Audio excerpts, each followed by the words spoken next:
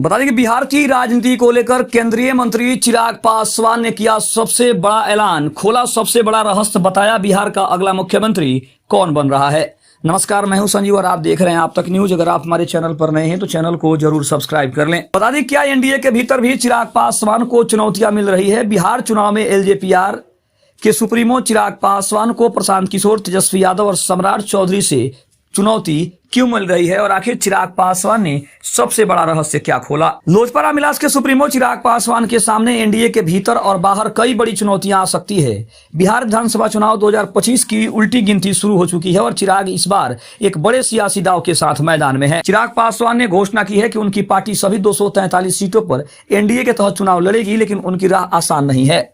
NDA के भीतर और बाहर से मिल रही चुनौतियां चिराग की स्थिति को एकदम जटिल बना दी है। ऐसे में सवाल ये है कि क्या चिराग पासवान की राजनीति बीजेपी के लिए बिना शून्य है?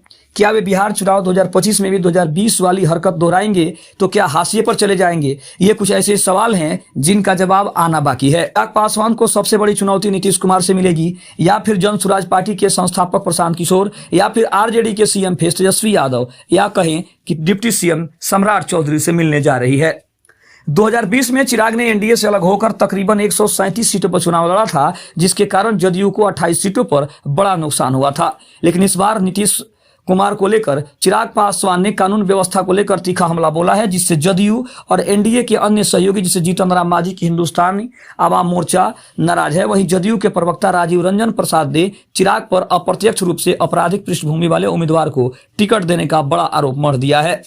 अब बीजेपी ने नीतीश को मुख्यमंत्री पद के लिए समर्थन दिया है, लेकिन कुछ बीजेपी नेताओं का मानना है कि चिराग पासवान वोट बैंक को मजबूत कर सकते हैं। सीट बंटवारे में लोजपा रामविलास की मांग 40 सीटों की है, लेकिन जदयू और बीजेपी 100 से 100 सीटों पर अपना दावा कर रही है, जिससे चिराग के लिए जगह सीमित हो रही है। एनडीए के बाहर राष्ट्रीय जनता दल के नेता तेजस्वी यादव चिराग के लिए सबसे बड़ा खतरा है। तेजस्वी जो सी वोटर के सर्वेक्षण में 36.9% समर्थन के साथ सबसे पसंदीदा मुख्यमंत्री उम्मीदवार के रूप में उभरे हैं। यादव मुस्लिम वोट बैंक और युवाओं पर मजबूत पकड़ रखते हैं। तेजस्वी ने चिराग के कानून व्यवस्था वाले बयानों को उनकी कमजोरी और कुर्सी की लालसा करार देकर पलटवार किया है। महागठबंधन की रणनीति में अन्य पिछड़ा वर्ग और अति पिछड़ा वर्ग को लुभाने पर जोर है, जो चिराग पासवान और दलित वोट बैंक को प्रभावित कर सकता है। साथ ही प्रशांत किशोर की जन स्वराज पार्टी भी चिराग के लिए नई चुनौती बन रही है। जन स्वराज सभी 243 सीटों पर चुनाव लड़ रही है और युवा, शिक्षित और जाति निरपेक्ष मतदाताओं को लक्षित कर रही है। किशोर की लोकप्रियता 17.2% तक पहुंच चुकी है, जो उन्हें नीतीश के बाद तीसरे स्थान पर लाती है। वहीं वरिष्ठ पत्रकार का भी मानना है कि चिराग बीजेपी के इशारे पर काम कर रहे हैं और उनकी पार्टी का 5.66% वोट शेयर 2020 में जदयू को नुकसान पहुंचाने में सफल रहा, लेकिन यह बीजेपी के बिना पर्याप्त नहीं है।